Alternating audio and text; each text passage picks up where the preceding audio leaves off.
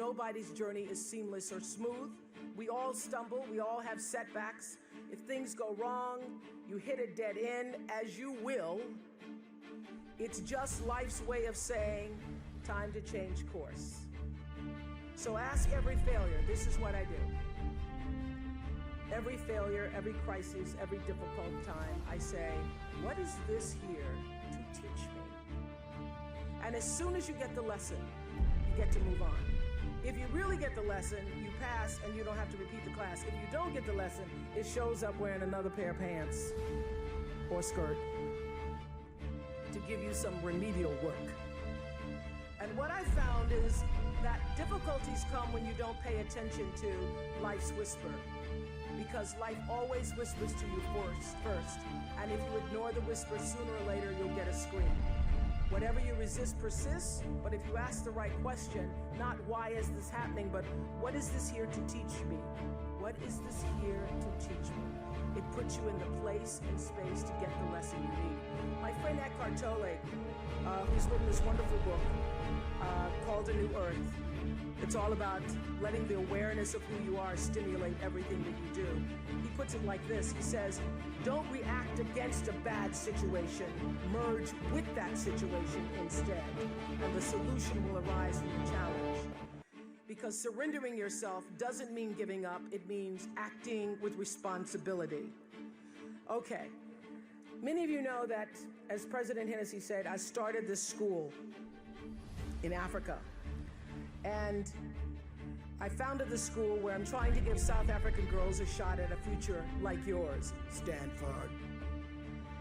And I spent 5 years making sure that school would be as beautiful as the students.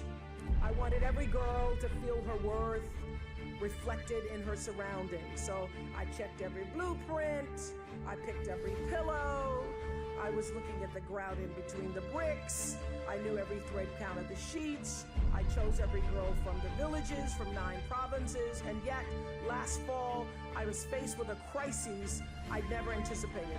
I was told that one of the dorm matrons was suspected of sexual abuse. Well, that was, as you can imagine, devastating news. First I cried, actually I sobbed for about a half an hour, and then I said, let's get to it. That's all you get, is a half an hour. You need to focus on the now, what you need to do now. So I contacted a child trauma specialist, I put together a team of investigators, I made sure the girls had counseling and support, and Gail and I got on a plane and flew to South Africa. And the whole time I kept asking that question, what is this here to teach me? And as difficult as that experience has been, I got a lot of lessons. I understand now the mistakes I made because I had been paying attention to all of the wrong things. I built that school from the outside in, when what really mattered was the inside out. So it's a lesson that applies to all of our lives as a whole. What matters most is what's inside. What matters most is the sense of integrity, of quality, and beauty. I got that lesson. And what I know is that the girls came away with something too. They've emerged from this more resilient and knowing that their voices have power. For other people's children, what they were not able to do for their own boy. The lesson here is clear, and that is if you're hurting, you need to help somebody else ease their hurt. If you're in pain, help somebody else's pain. And when you're in a mess, you get yourself out of the mess, helping somebody out of theirs. And in the process, you get to become a member of what I call the greatest fellowship of all, the sorority of compassion and the fraternity of service. The Stanfords had suffered the worst thing any mom and dad can ever endure, yet they understood that helping others is the way we help ourselves. And this wisdom is increasingly supported by scientific and sociological research. It's no longer just woo-woo soft skills talk. There's actually a helper's high, a spiritual surge you gain from serving others. So if you want to feel good, you have to go out and do some good. But when you do good, I hope you strive for more than just the good feeling that service provides, because I know this for sure, that doing good actually makes you better. So whatever field you choose, if you operate from the paradigm of service, I know your life will have more value and you will be happy.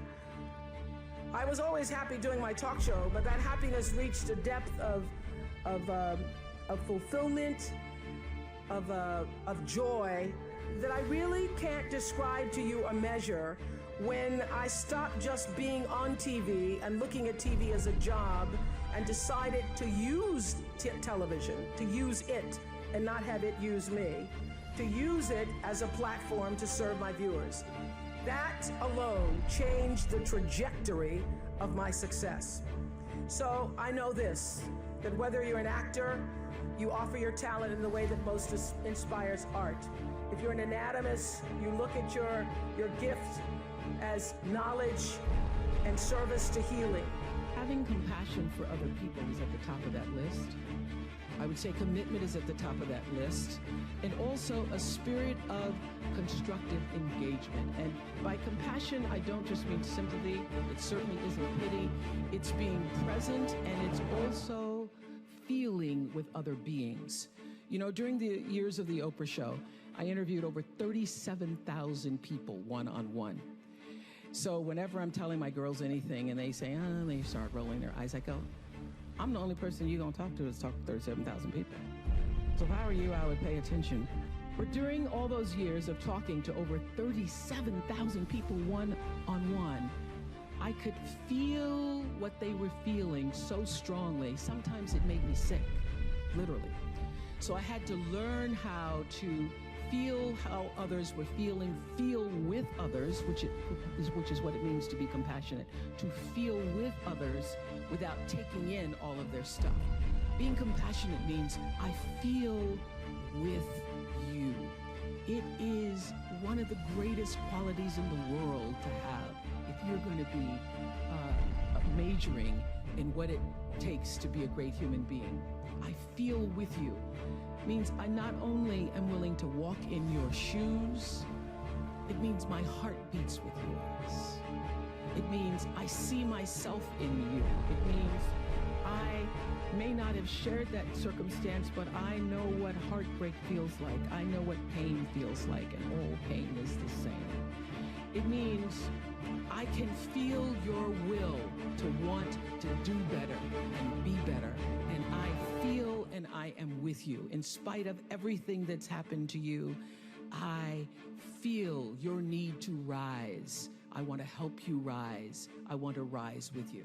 If you can capture the humanity of people, if you can just capture the humanity of the people, of the stories that you're telling, you then get that much closer to your own humanity.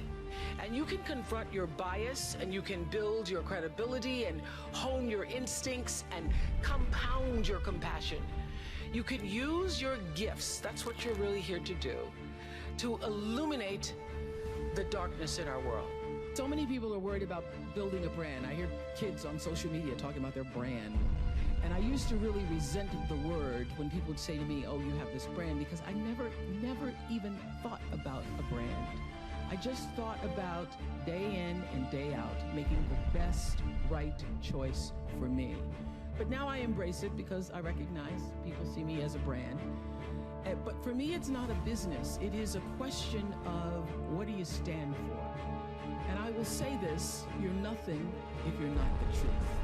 So I've made a living, I've made a life, made a fortune, really. It's fantastic.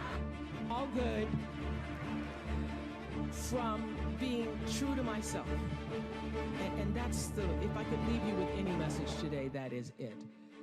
The biggest reward is not financial benefits, though it's really good. You can get a lot of great shoes. Nothing wrong with great shoes. But those of you who have a lot of shoes know that having great shoes and a closet full of shoes or cars or houses or square footage doesn't fill up your life. But living a life of substance can. Substance through your service, your offering of your whole self. And the baseline for how do you live a life of substance is whatever is the truth for you. What do you stand for?